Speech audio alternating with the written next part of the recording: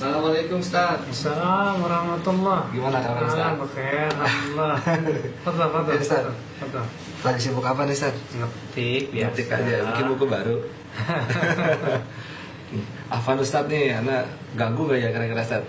Oh, enggak. Ada beberapa hal yang mau Anda tanyakan Ustaz. Iya, silakan. Berikut yang pertama itu kan ada sebenarnya agak mengganjal di hati Anda Ustaz. Itu hukum tahlilan itu sendiri apa sih Ustaz? Diperbolehkan atau enggak Ustaz untuk tahlilan itu Ustaz? Sebetulnya hukum tahlilan itu sudah jelas ya kalau bagi mereka yang membaca kitab-kitab para ulama terdahulu. Yes. Seperti misalnya perkataan sahabat, perkataan para ulama, Imam Syafi'i dan imam-imam yang lainnya. Di antara perkataan sahabat Rasulullah Jarir, dari seorang sahabat Jarir namanya, beliau berkata, kunna na'uddu al-istima' ila ahli al-mayyit wa sun'at ta'am fihi minan niyahah. Kami dahulu menganggap berkumpul-kumpul di keluarga kematian dan membuat makanan di situ termasuk meratap. Itu sebuah asar yang sangat sahih, ya. Demikian pula Imam Syafi'i rahimahullah di dalam kitab Al-Um di jilid 1 halaman 318, di mana beliau berkata, akrahul ma'tam, aku tidak suka ma'tam, wa huwal ijtima' ya inda ahlil mayyit, itu berkumpul-kumpul di keluarga kematian, ya. Beliau mengatakan di situ berkumpul-kumpul di keluarga kematian, walaupun kata beliau di situ tidak ada ratapan dan tangisan, tetap beliau tidak suka. Dan kata-kata akrahu, ya, perkataan Imam Syafi'i seringkali maknanya adalah haram. Karena bahkan Imam Syafi'i ya selalu menggunakan perkataan beliau itu dengan bahasa Al-Quran, dan dalam Al-Quran kata kariha yakrahu itu sering dibawa kepada makna haram, ya. Dan Imam Syafi'i rahimahullah di sini tegas sekali. Beliau mengatakan akrahu, aku tidak menyukai, artinya aku haramkan, aku mengharamkan, ya, al-ijtima', berkumpul di keluarga kematian. Berkumpul saja menurut Imam Syafi'i di keluarga kematian itu nggak boleh. Ya, bagaimana kalau disertai dengan makanan-makanan dan yang lain? Sebatas berkumpul saja tidak boleh, kata Imam Syafi'i rahimahullah. Ya. Demikian pula dikatakan oleh Imam Ibnu Qudamah Al-Maqdisi, ya, di dalam kitab Al-Mughni di jilid 3 halaman 496 sampai 497, di mana beliau berkata, yang artinya adapun ahli mayit membuatkan makanan untuk orang banyak, maka itu satu hal yang dibenci atau haram, karena akan menambah kesusahan di atas musibah mereka dan menyibukkan mereka di atas kesibukan mereka. Nah, di sini beliau jelas mengatakan, ya, tidak bolehnya berkumpul-kumpul di keluarga kematian. Demikian pula perkataan Imam Nawawi rahimahullah, di mana beliau berkata, ya, Imam Nawawi rahimahullah, adapun duduk wa amal qu'ud, kata beliau, duduk di keluarga ahli mayit ya, dengan alasan untuk takziah, telah dijelaskan oleh Imam Syafi'i dan juga penulis kitab Al-Muhadzab. Demikian pula ashab madhab bahwa itu termasuk yang dibenci, ya, bahwa itu makruh, ya. Makruh di sini maksud dibenci, itu haram, ya. Di mana Al-Imam Nawawi rahimahullah menjelaskan di sini bahwa, ya, ini perkara-perkara yang ternyata muhdats. Bahkan dalam perkataan beliau, Imam Nawawi tegas mengatakan bahwa itu adalah muhdats, itu bid'ah, ya. Demikian pula Al-Imam Asy-Syairazi menulis kitab Al-Muhadzab, di mana Al-Imam Asy-Syairazi rahimahullah, ya, menyatakan demikian pula di dalam kitab Al-Muhadzab. Demikian pula Imam Ibnu Humam Al-Hanafi dalam kitab Fathul Qadir di jilid 2 halaman 142. Ya, beliau tegas mengatakan bahwa itu adalah bid'ah yang jelek. Demikian pula Al-Imam Ibnu Qayyim rahimahullah dalam kitab Zadul Ma'ad di jilid 1 halaman 527 sampai 528. Imam Syaukani dalam kitab Nailul Awtar di jilid 4 halaman 148, ya, tegas menyatakan bahwa itu menyalahi sunnah, ya. Demikian pula Imam Ahmad bin Hanbal, ya, di mana beliau dikatakan dibuatkan makan untuk mereka ya mayit, dan tidaklah mereka mayit membuatkan makan untuk para pentakziah. Dikatakan demikian sebagaimana dalam kitab Masail Imam Ahmad oleh Imam Abu Daud di halaman 139. Imam Ghazali pun demikian dalam kitab Fiqh Al-Wajiz, ya, Al-Wajiz Fiqih Al-Imam Asy-Syafi'i di jilid 1 halaman 79. Demikian pula dalam kitab I'anatul Talibin Syarah Fathul Mu'in, tegas di situ di jilid 2 halaman 165 ya, bahwa mufti Syafi'iyah di zamannya yaitu Zaini Dahlan ketika ditanya tentang maktam, yaitu berkumpul-kumpul di rumah kematian, makan-makan di sana, bahwa itu termasuk bid'ah yang makruhah, dalam satu riwayat bid'ah yang mungkar. Ya, bid'ah yang makruh di sini karoha litahrim bukan litanzih. Ya. Jadi ini sebetulnya menjadi sudah perkataan para ulama sudah sangat jelas. Apalagi sudah kita sebutkan tadi ya, perkataan Jarir bin Abdullah Al-Bajali itu. Jarir bin Abdullah yang mengatakan bahwa kami dahulu menganggap berkumpul-kumpul di kubur kematian dan membuat makanan di situ bahwa itu termasuk meratap yang dilarang. Jadi siapa saja yang membaca kitab-kitab para ulama akan jelas sebetulnya. Cuma itulah di masyarakat kita dijadikan samar. Ya, Ustaz. Ustaz, terus apakah ada Ustaz perselisihan para ulama mengenai masalah tahlilan ini Ustaz? Sama sekali tidak ada. Pertama, bahwa perkataan Jarir tegas di situ berkata kunna na'uddu, kami dahulu. Berarti ini menghikayatkan adanya kesepakatan para sahabat. Kunna na'uddu, kami dahulu para sahabat menganggap berkumpul-kumpul di rumah kematian. Demikian pula membuat makanan di tempat itu termasuk niat. Tidak ada sebetulnya orang yang mengatakan adanya itu perselisihan ulama, karena akibat tidak pernah merujuk kitab-kitab para ulama. Dan kalau kita rujuk kitab-kitab mazhab Syafi'i, semuanya sepakat tidak boleh.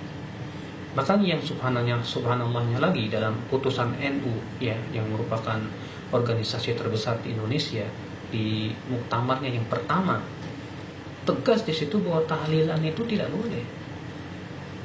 Ya. Itu merupakan hasil daripada muktamar ulama-ulama NU di Indonesia pada waktu itu. Jadi sebetulnya tidak ada perbedaan para ulama dalam hal ini merupakan sebuah konsensus ya, ijma para ulama. Ya. Jadi sama sekali itu tidak ada perselisihan. Orang yang mengatakan bahwa ini perselisihan itu akibat ketidakfahaman dan tidak pernah melihat kitab-kitab para ulama yang berbicara tentang masalah itu. Lalu kan ada ini, Ustaz, Anda pernah dengar itu ada dalil yang mengatakan bahwa berikanlah makan kepada keluarga Ja'far, Ustaz. Nah, ini sebagian saudara kita ada yang memahami bahwa kalau tetangga ataupun lingkungan sekitar yang memberikan makan itu maka hukumnya diperbolehkan, Ustaz. Tapi kalau dari keluarga yang mengalami atau yang ditinggalkan itu, jadi hukumnya menjadi haram, Ustaz. Apakah itu betul, Ustaz? Saya mau tanya sama antum. Para ulama ketika mengatakan bahwa tahlilan itu tidak boleh, tahu nggak hadis itu? Tahu, Ustaz. Tapi kenapa mereka tidak memberikan perincian seperti itu? Dalam kitab-kitab mazhab Syafi'i tidak ada perincian seperti itu. Bahkan perkataan Imam Syafi'i saja mengatakan aku akrahu ijtima, berkumpul-kumpul. Ya. Adapun hadis Ja'far tadi, Rasulullah sabda isna'u li ali Ja'far ta'aman, buatkan makanan untuk keluarga Ja'far. Tidak ada di situ konsekuensi harus berkumpul-kumpul.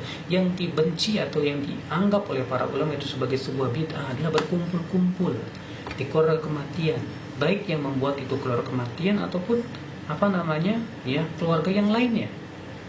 Makanya perkataan buatkan makanan untuk keluarga Ja'far, apa di situ ada konsekuensi harus berkumpul-kumpul? Tidak.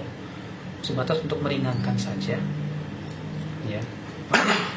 Kalau di zaman sekarang ada orang berkata, oh maksudnya para ulama yang diharamkan itu kalau yang membuat keluarga kematian, kalau tetangganya boleh. Kita katakan Anda lebih paham tentang ulama.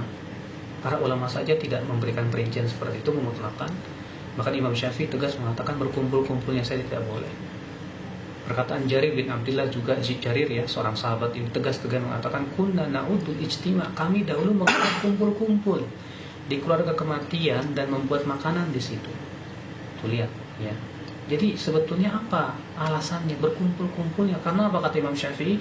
Karena itu yujaddidul huzn, bisa memperbaharui kesedihan. Makanya alasan yang mengatakan bahwa dibedakan ini dan itu berdasarkan hadis Ja'far sangat tidak sangat aneh. Kenapa? Karena para ulama saja tidak pernah memahami demikian. Saya yakin mereka para ulama tahu tentang hadis Ja'far itu, tapi mereka tidak pernah membedakan antara ini dan itu. Allahu a'lam. Terus itu juga Ustaz, kan ada beberapa pendapat juga yang beredar di masyarakat itu, bahwa kalau setelah ada mayit gitu kan, setelah dikuburkan, jika tidak ada tahlilan itu maka seperti menguburkan kucing, Ustaz gitu. Nah, lalu sunnahnya sendiri setelah kematian itu apa sih, Ustaz? Mungkin bisa berikan penjelasan kepada Anda nih, Ustaz. Ya akhi, kita tentunya jangan mendengar apa kata orang.